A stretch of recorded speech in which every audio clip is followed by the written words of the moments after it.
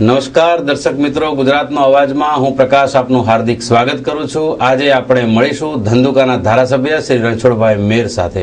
રણછોડભાઈ, ગુજરાતનો અવાજમાં આપનું સ્વાગત છે। નમસ્કાર રણછોડભાઈ, પહેલી તો એ વાત કે આપ ધંધુકા જેવા જે અતિ પછાત વિસ્તાર છે એમાંથી આપ અપક્ષ તરીકે ચૂંટાઈને આવ્યા, એનું શું મુખ્ય કારણ છે? અપક્ષ ચૂંટાઈને આવ્યો એનું કારણ એક જ છે કે ત્યાં મારો સમાજ છે, 50% અન્ય સમાજ છે અને 50%માં મારા કોળી સમાજની વસ્તી રહે છે અને એના કારણે હું અપક્ષમાં ચૂંટીને આવ્યો છું।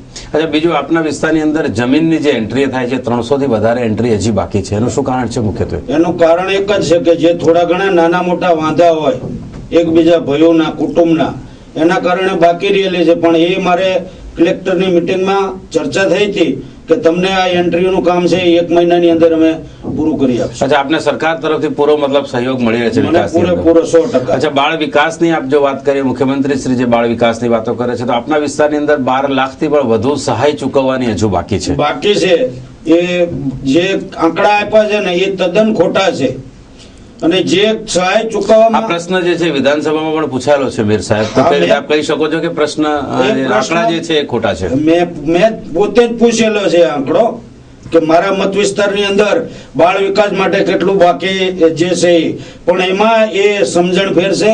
500 થી 700 જેવા બાકી છે એ આ દિવાળી પછી 1 મહિનાથી 2 મહિનાની અંદર તમામને સહાય ચૂકવવાનું પૂરું કરે। બાળ વિકાસ પછી આપણે બાલિકા સમૃદ્ધિની વાત કરીએ તો એમાં પણ 500 થી વધારે લોકો વંચિત છે। એ બાળ જે છે એમાં પણ 2 થી 3 મહિનાની અંદર સરકારે આપણને ખાતરી આપેલી છે અને સરકાર કાયમ માટે હર હંમેશના માટે માન્ય શ્રી નરેન્દ્રભાઈ મોદી સાહેબના શાસનમાં મને પૂરેપૂરો અત્યારે સાથ અને સહકાર મળી રહ્યો છે। આપના વિસ્તારની અંદર ક્રાઇમ રેશિયો જે છે મેર સાહેબ વધી ગયો છે। હમણાં તાજાનો 2 દિવસ પહેલા પણ 2 ખૂન થઈ ગયા આપના જ વિસ્તારની અંદર, આપે પણ એની મુલાકાત લીધેલી છે, તો ક્રાઇમ રેશિયો ઘટાડવા માટે આપે કોઈ પગલાં નથી લીધેલા? પગલામાં એવું છે કે જે ઘર કજિયા હોય છે ને, આ કોઈ પક્ષના કે બીજી સમાજના નહોતા, ઘરેલું આ જે કંકાસરીઓ ને એ સગા કાકા બાપાના બંને ભાઈઓ છે અને મારા ગામની નજીક છે।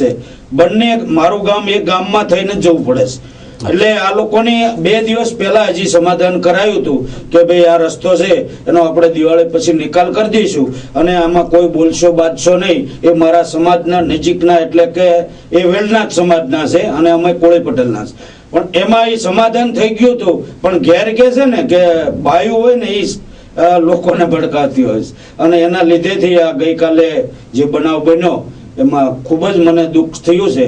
રણછોડભાઈ, ભારતીય જનતા પાર્ટી જે ગુજરાત ભાજપ સરકાર છે એને છેલ્લા 10 વર્ષની અંદર લગભગ 1,37,000 કરોડથી પણ વધારે દેવું થઈ ગયું છે, તો આપ એઝ અપક્ષ તરીકે શું એને મૂલવો છો? દેવામાં તો એવું છે, ઓલું કહેવત કહે છે ને મરદના માથે દેવું હોય, અને આ દેવું કર્યું એ કઈ એમના પોતાના માટે તો કર્યું નથી, આ પબ્લિક માટે કર્યું છે અને પબ્લિક માટે એ ભરપાઈ કરી નાખશે। આપે અપક્ષ તરીકે છો તો સરકારનું સ્ટેન્ડ શા માટે લો છો આપ? સરકારનું સ્ટેન્ડ એટલા માટે લીધું છે કે ચાલુ સરકાર છે, વિસ્તારને જો વિકાસની વાત કરવા જઈએ તો જે 40 વર્ષની અંદર કોંગ્રેસના શાસનમાં અમારા ગામડાની અંદર અમે જોયેલું છે કે કોઈને પશુતીમાં લઈ જવું પડતું હોય તો એ પાણીની અંદર 2 ફૂટ પાણીમાં ભાલમાં અમે ખાટલાની અંદર જેમ ઠાઠડી લઈને જતા હોય એમ અમે એ ભોગવેલું છે। અને અત્યારે કોઈ ગામ એવું નથી કે આ ગામની અંદર રોડ નથી, એવું એક ગામથી બીજા ગામને રોડ જોડતા આ ભારતીય જનતા પાર્ટી માનનીય મુખ્યમંત્રી શ્રી નરેન્દ્રભાઈ મોદી સાહેબના શાસનમાં અને હાલ માનનીય આનંદીબેન પટેલ સાહેબના માર્ગ અને મકાનના જે મંત્રી છે એ મારા મત વિસ્તારની અંદર 1 કિલોમીટરનો કોઈ રોડ બાકી નથી।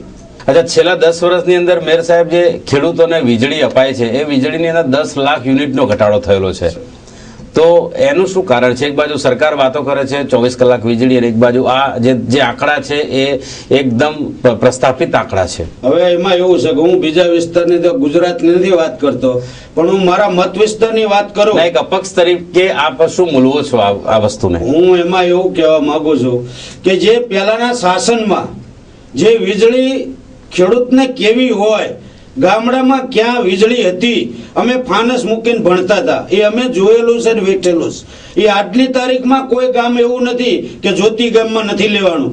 આજની તારીખમાં ખેડૂતોને 8 કલાક વીજળી મળે જ છે। મારા મત વિસ્તારની અંદર કોઈ ગામ એવા નથી કે આ ખેડૂતને તો વીજળી એવું પણ કહી શકાય કે સમયની સાથે સાથે પણ વિકાસ થઈ રહ્યો વિકાસ છે. થઈ રહ્યો છે. તે એવું તો નથી કે સરકાર જ વિકાસ કરી રહી છે, સમય પસાર થાય છે એમ વિકાસ થઈ રહ્યો છે. અને વિકાસના પાયા તો બીજી સરકારોએ પણ નાખેલા છે ગુજરાતની અંદર. નાખેલા છે ને. હું મના નથી કરતો કે નથી આપણા કરેલા. વિસ્તારમાં ગરીબ કલ્યાણ મેળા હેઠળ શું યોજનાઓને લાભો આવરી લેવામાં આવે છે? ગરીબ કલ્યાણ મેળાની અંદર ગરીબ માણસોને જે BPL માં હોય એને જેવી વ્યક્તિ કે કોઈને ખેડૂતોને સહાય આપેલી છે, ગરીબ માણસોને સાયકલોની સહાય આપેલી છે, રેકડી ધંધો કરતો હોય નાના મોટા તો એને રેકડીઓની આપેલી છે, ચાનો ધંધો કરતો હોય તો એને કેટલી સામાન બધો આપેલો છે.